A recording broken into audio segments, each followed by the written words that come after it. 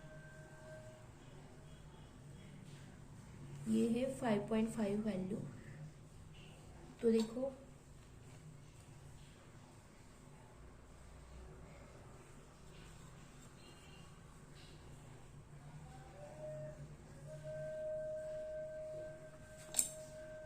अब बी ए side draw कर रहे हैं हम, तो क्या करेंगे, हम बी पे कंपास को रखेंगे और इस तरह से आर्क ड्रॉ कर लेंगे। ये डिस्टेंस कितना लिया था हमने, 5.5। अभी क्या करना है, हमें एसी साइड के लिए 4.5 डिस्टेंस लेना है, ठीक है, कंपास में। तो हम क्या करेंगे, 4.5 डिस्टेंस लेंगे।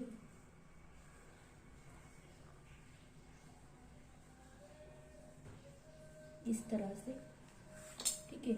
और अभी क्या करना है, हम एसी साइड ड्रॉ करें, तो हमें क्या कहाँ पुट करना पड़ेगा, ये कंपास का वर्टेक्स सी पे। तो इस तरह से देखो, ये आर्क मैंने छोटी निकाली थी, इसलिए वो इंटरसेक्ट नहीं हुआ। मैं फिर से निकाल लेती हूँ थोड़ी सी लंबी, इस तरह से, ठीक है। तो ये दोनों आर्क इंटरसेक्ट होनी चाहिए। तो हमें यहाँ पे जो पॉइंट मिला है वो पॉइंट हो गया आपका पॉइंट ए। अभी आपको क्या करना है, इस ए पॉइंट को बी के साथ ज्वाइन कर लेना है और सी के साथ भी ज्वाइन कर लेना है। इस तरह से आप क्या करते हो, ट्रायंगल ड्रॉ करते हो जब आपको 3 साइड्स दी गई होती है, ठीक है। तो सेम वे में हम यहाँ पे करेंगे। हमने ये डिस्टेंस ले रखा है पहले ही, ये मेन 4.8 सेंटीमीटर। अभी क्या करना है, हमें एल एम और एल एन ड्रॉ करना है। तो पहले एल एम की लेंथ ले लेते हैं हम 4.4,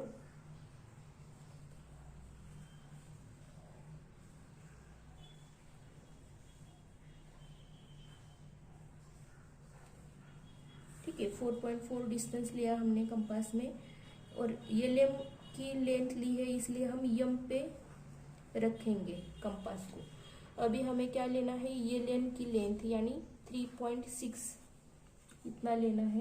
तो देखो 3.6 कहाँ पे आएगा, इस तरह से यहाँ तक, ठीक है। तो अभी ये लेन को ड्रॉ कर रहे हैं, तो यन पे आपका वर्टेक्स जाना चाहिए और इस तरह से आप आर्क ड्रॉ करोगे। यहाँ पे जो पॉइंट मिला है आपको, पॉइंट ऑफ इंटरसेक्शन, उसको क्या बोलो, एल बोलो, और फिर एल एम को ड्रॉ कर लो और साथ में एल एन को भी ड्रॉ कर लो। इस तरह से आपका क्या हो गई, ये 2 ट्रायंगल्स कंस्ट्रक्ट हो गए हैं, ठीक है। तो देखो ये वैल्यूज हमने पहले तो वैल्यूज निकाली। जब 2 ट्रायंगल सिमिलर होते हैं तो उनके करस्पॉन्डिंग साइड्स के रेशियो सेम होते हैं। इस प्रॉपर्टी का हमने यहाँ पे यूज किया और पूरी सारी वैल्यूज निकाल ली। उसके बाद हमने इस तरह से ट्रायंगल्स कंस्ट्रक्ट कर लिए हैं। तो ये क्वेश्चन यहीं पे कंप्लीट हो गया। अब हम नेक्स्ट क्वेश्चन देखते हैं। थर्ड क्वेश्चन है, in figure 3.57 quadrilateral PQRS is cyclic, side PQ and side RQ are congruent, ठीक है। Angle PSR is 110 degree and find बोला है आगे ये 4 चीजें, ठीक है। तो ये जो फिगर बोला है वो पीछे के पेज पे दी गई है, यही फिगर है, मैंने ड्रॉ कर ली है यहाँ पे, ठीक है। तो side PQ is congruent to side RQ बोला है, यानी कि ये PQ साइड और RQ साइड जो है वो इक्वल है। एंगल PSR इज 110 डिग्री, यहाँ पे PSR यस जो बीच में दिया गया है वहां पे एंगल फॉर्म हो रहा है 110 डिग्री। तो फाइंड बोला है मेजर ऑफ एंगल PQR। तो देखो मेजर ऑफ एंगल PQR यानी कि हमें ये वाला एंगल फाइंड करना है, लेकिन हमें पहले क्या बोला है यहाँ पे, क्वाड्रिलेटरल PQRS इज साइक्लिक। तो देखो अगर आपका कोई क्वाड्रिलेटरल साइक्लिक होता है तो हमने एक थ्योरम सीखा है कि opposite angles of a cyclic quadrilateral are supplementary, ठीक है। तो वही हम यहाँ पे यूज करेंगे, opposite angles of a quadrilateral are supplementary. ठीक है, सप्लीमेंट्री यानी कि जो ऑपोजिट एंगल्स होते हैं उनका अगर आप एडिशन करोगे तो वो कितना आएगा, 180 डिग्री। ठीक है, सप्लीमेंट्री मतलब 180 डिग्री सम होता है दो एंगल्स का। तो यहाँ पे ऑपोजिट एंगल क्या हुआ, PSR का ऑपोजिट क्या हुआ, PQR। तो angle PSR plus angle PQR कितना होगा, 180 डिग्री। तो आपको major of angle PQR find करना है और PSR आपको दिया गया है 110 डिग्री। तो PQR कैसे निकालोगे आप, इस 110 को इस साइड लेके जाओ तो एंगल PQR कितना आ जाएगा, 180 माइनस 110 यानी कि 70 डिग्री आ जाएगा। तो कितनी वैल्यू आ गई आपकी एंगल PQR की, 70 डिग्री। ठीक है, उसके बाद क्या बोला है, मेजर ऑफ आर्क PQR, ये आ गया आपका एंगल PQR। सेकेंड क्या बोला है, मेजर ऑफ आर्क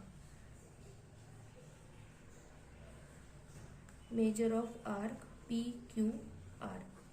ठीक है, तो देखो major of arc PQR, arc किसे बोलते हैं हम, अगर कोई आपका ये से सर्कल है, ये आपका हुआ एंगल PQ, एंगल PSR है सपोज ये, और यहाँ पे Q पॉइंट है, तो ये इसे बोलोगे आप एंगल PSR। और ये जो दिख रहा है आपको, ये कर्व जो तैयार होता है यहाँ पे इस एंगल की वजह से, ये वाला, इसको बोलते हो आप आर्क।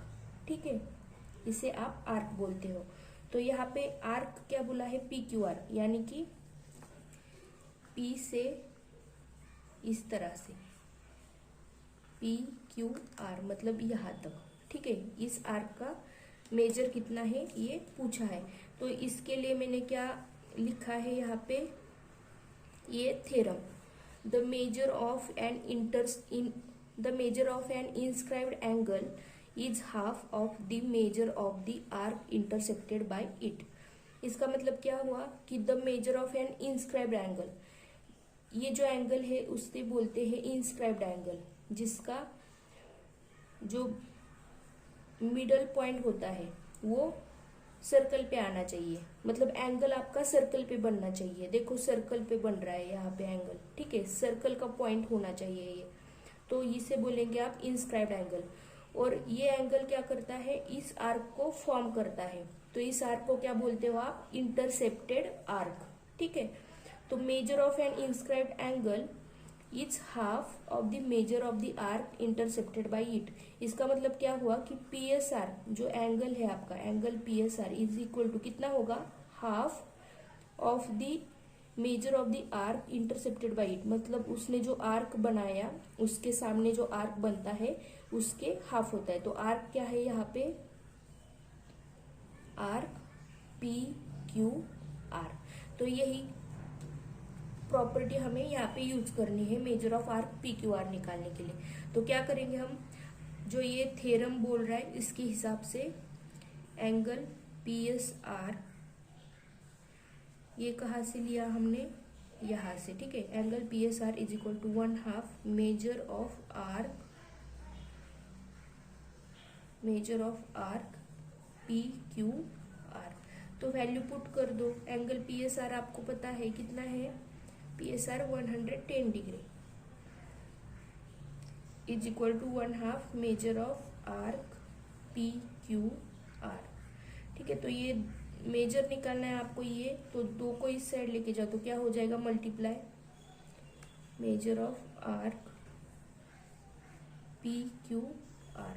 तो देखो 2 ने मल्टीप्लाई कर लिया तो कितना आ गया, 220 degree is equal to measure of arc PQR। तो ये हो गया आपका सेकेंड आंसर। ठीक है, ये आपका सेकेंड आंसर हो गया। इसके बाद क्या पूछा गया है, मेजर ऑफ आर्क QR। ठीक है, तो क्यू आर यानी कि आपको इस आर्क का मेजर पूछा है, और same major of angle P R Q पूछा है, पी आर क्यू। तो देखो हमें क्या बोला गया था, यहाँ पे क्या बोला गया है हमें, side P Q and side Q R are equal. तो देखो जो हमने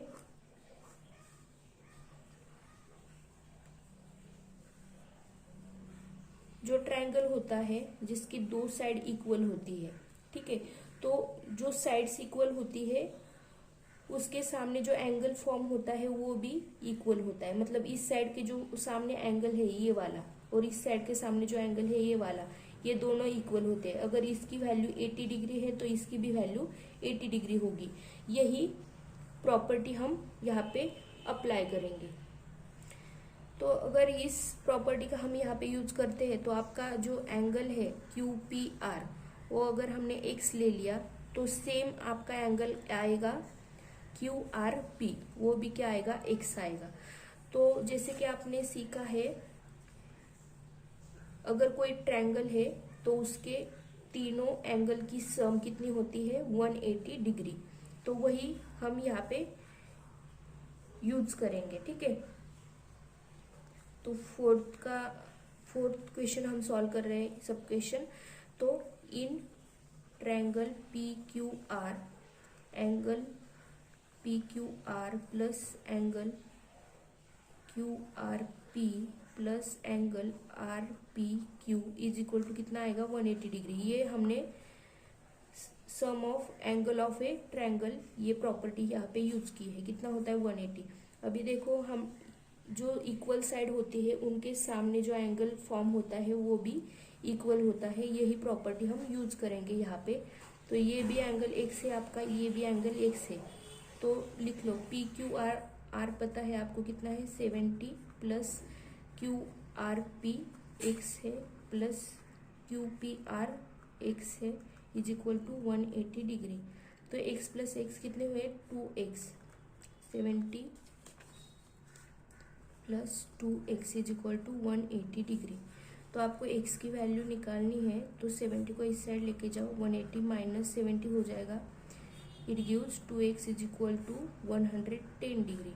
तो x की वैल्यू क्या आ जाएगी, 110 को 2 से डिवाइड कर लो तो 55 आ जाएगा। x की वैल्यू क्या आ गई, 55 डिग्री। यानी कि आपका जो एंगल है, एंगल क्यू पी आर, ये कितना आ गया है अभी, 55 डिग्री, और ये भी एंगल 55 डिग्री आ गया, ठीक है। तो आपको क्या पूछा था, measure of angle P R Q, P R Q, measure of angle P R Q is equal to कितना आ गया, 55 डिग्री। ये आपका फोर्थ सब क्वेश्चन। और यहाँ से आपको ये वाला थर्ड क्वेश्चन फॉर्म होगा, क्या है, major of arc Q R, ठीक है। तो measure of arc Q are find करना है। देखो आर्क कहाँ पे है, क्यू आर यहाँ पे, ये जो आर्क है इसको बोलते हैं आर्क क्यू आर। तो ये किस एंगल के सामने फॉर्म हो रहा है, एंगल क्यू पी आर के सामने। अभी जो हमने थ्योरम प्रॉपर्टी सीखी है, मतलब the measure of an inscribed angle is half of the measure of the arc intercepted by it, यही आपको यहाँ पे यूज करना है। तो आपका measure of angle Q P R is equal to क्या होगा, 1/2 measure of arc Q R, ठीक है। तो वही लिखेंगे हम, measure of angle Q P